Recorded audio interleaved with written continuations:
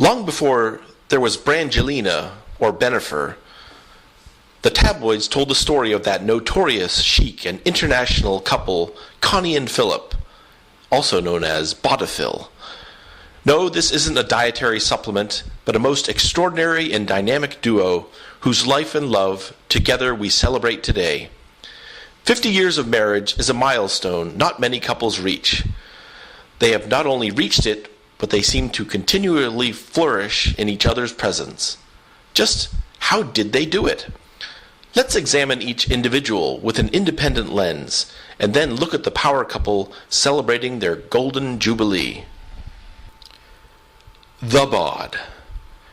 Born to Polish parents, Constance Ann Michałek was the toast of Baltimore, or at least the Gołąbki of St. Agnes Hospital, where she was famous for her curative nursing skills with the patients and her tendency to send the doctor's hearts into cardiac arrest. An unsuspecting young British doc had no chance resisting her charms, let alone wanting to sample her kapusta. It turns out that she was equally enamored with his Branston pickle, and that's how it all began.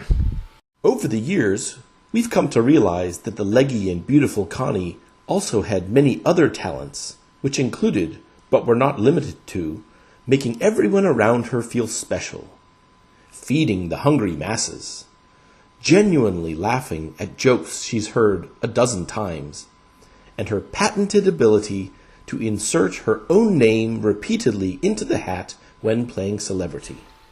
In 1972, she was the runner-up to become the Mrs. Clean spokesperson. They decided to go with Mr. Clean, as it turns out that on the scalp beneath the bod's mane of hair is written a Polish nursery rhyme. Tu szroczka, kaszka warzywa. Who knew?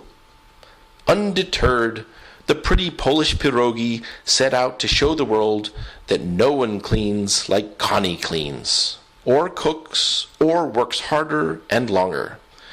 Besides producing heirs, no, not those kind of heirs, sorry, Bodkin is famed for her culinary excellence. Pork tenderloin with sesame seeds. Beef with broccoli. Gołąbkis. Bulgogi. Swedish meatballs. Her lightning fast, don't you talk back to me cheek slap. Ow! Her ability to land single-engine aircraft on county roads while vomiting profusely, and her abilities to support her 3 daughters at the birth of their many kids. Philzy. If all the world's a stage, then who better to have a starring role than Susie Keating's father, Philip? The famed 20-something-year-old Liverpudlian, aspiring world traveler and bon vivant, succumbed to his wanderlust and ventured to that bastion of excitement, Baltimore, Maryland, to seek his fortune and sow his wild oats. Within days he had become an Orioles fan and realized that his newly adopted town was also famous for its Polish delicacies. Who knew? Since then, he's excelled at passing gas. No, not that kind of gas. Sorry. Grossing his kids out with breakfast time recountings of the previous evening's bloodletting in the OR, threatening his children's own projectile bloodletting. If I have to stop this car, there'll be blood on the moon. And starring in numerous off-Broadway theatrical enterprises. Music has been the constant rhythm that provides the soundtrack for his life. In fact, he practically creates his own incidental music, be it produced on piano, cello, clarinet, electric bass, ukulele, or sonometer. Phil is really a one-man band in search of an audience. He's also a romantic and a dreamer who takes great delight in fixing up a dilapidated sailing boat, then taking it, his elder son, and his mother-in-law out on a windy evening, never mind that he left the sails and gas for the trusty British Seagull engine back on dry land. Heck, He can build a brick patio without aid of troublesome tools like a level or tape measure. He's that good.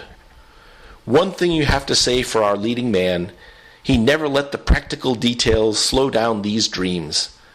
That's where the bod came in, keeping him from killing himself or setting the house on fire.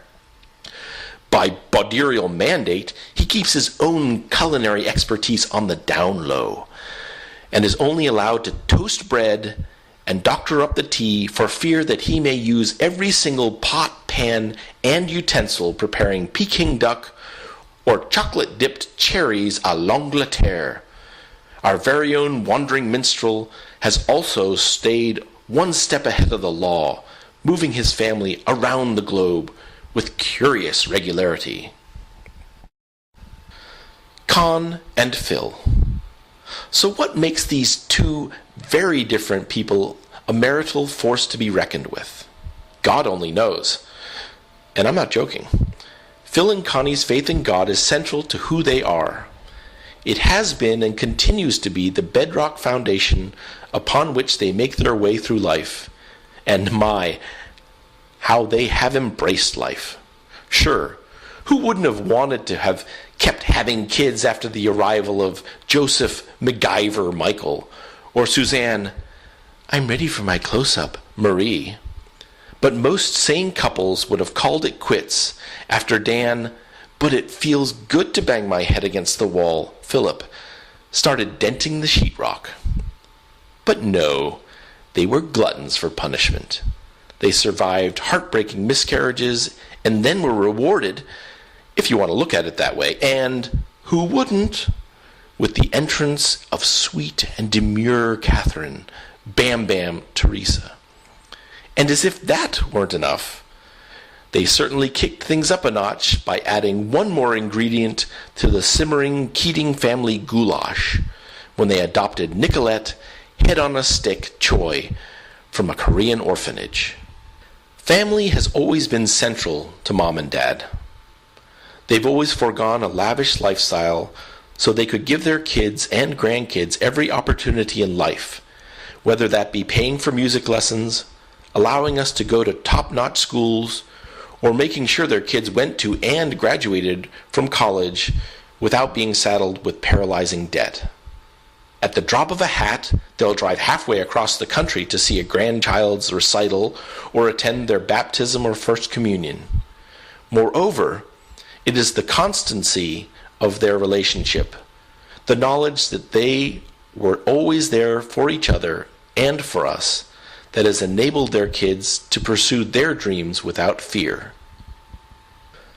Along the way, there have been tremendous adventures like summers in Galena, crabbing in the Chesapeake Bay, barging through the canals in Burgundy, cam tennis, spending Christmas on the beach in Hawaii, and most recently, cruising around the Caribbean en route to Joe and Lisa's spectacular wedding.